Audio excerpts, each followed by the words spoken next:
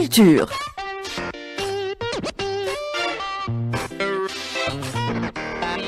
La forme ce matin, Linda? Oui, en super forme. Et puis, il y a des rendez-vous. Donc, on est toujours heureux d'annoncer aussi ces beaux rendez-vous. Alors, l'événement du jour, aujourd'hui, c'est en fait l'inauguration de cette belle exposition de photographie de Mohamed Kouassi.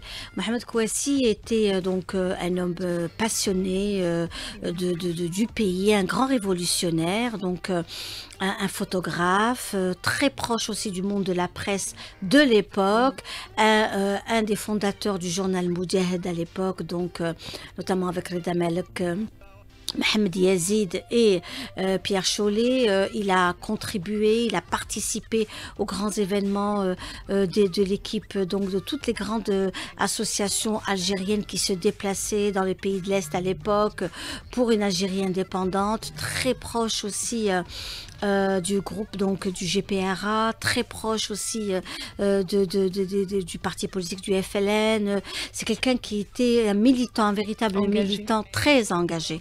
Et un bel hommage lui sera rendu donc à partir d'aujourd'hui au niveau du Palais des Raïs. Plus d'une centaine de photographies prises par Mohamed Kouassi. Son épouse l'accompagnait également dans toutes ses activités parce que c'était elle aussi une personne très engagée.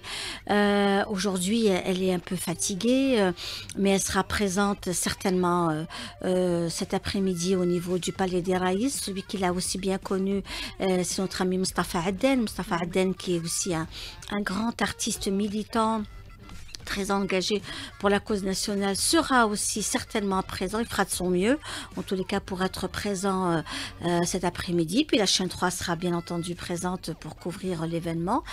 Donc, c'est aussi le rendez-vous à ne pas rater. Puis, l'exposition sera aussi ouverte à partir de demain au grand public. Elle va s'étaler pendant un bon mois au sein de ce bel espace qui est le Palais des Raïs.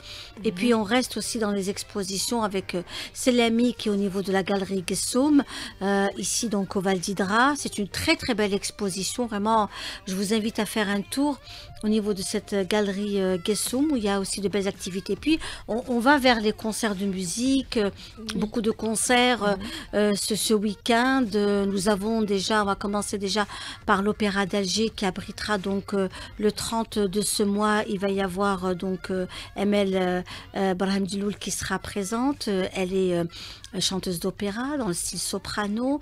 Elle sera là, c'est ce jeudi, un rendez-vous à ne pas rater au niveau de l'Opéra d'Alger. Et puis toujours à l'Opéra d'Alger, le 1er février, il va y avoir le fameux trio Samir Toumi, Karim Bourazi et Abbas Riri. Ça va être un superbe moment au niveau de l'Opéra d'Alger. Et la salle Ibn Zeydoun, le 1er du mois de février, recevra Behja Rahel. Behja Rahel qui sera aussi notre invitée tout à l'heure dans le 100% culturel, qui elle revient aussi pour ses 30 ans de présence en tant qu'artiste. Elle est aussi une fervente militante de la musique algérienne, la musique andalouse et la sanaa plus particulièrement à Paris. Donc elle défend aussi le patrimoine algérien ailleurs, et ça c'est aussi très important. Et puis nous avons aussi Manel Gharbi qui sera à la salle Ibn Khaldoun le 31, vendredi 31, donc c'est aussi un beau rendez-vous. Manel Gharbi que nous allons aussi recevoir pendant cette semaine ici dans le 100% culturel. Donc des rendez-vous à ne pas rater ce week-end ici dans la capitale. On se prépare déjà pour le week-end, exactement, on se prépare déjà pour le week-end. Et puis nous avons aussi des concerts de musique, à savoir au niveau de la salle Ibn Zeydoun. La salle Ibn Zeydoun abritera aussi un concert de musique italien. Ils seront d'Italie et ils donneront un concert donc ce week-end au niveau de la salle Ibn Zeydoun. Ce sera aussi un beau rendez-vous à ne pas rater. Merci beaucoup. On rappelle que vous retrouverez Linda Tamdrari à partir de 9h pour le 100% culturel. Donc elle recevra ce matin la célèbre chanteuse Behja Rahel qui nous parlera de son concert du 1er février à la salle Ibn Zeydoun à Alger. Et bien entendu à notre invité qui est l'écrivain Abdelrahman Djelfaoui qui revient quant à lui sur l'hommage rendu au photographe Mohamed Kouassi, figure emblématique du quotidien Al Moudjahid.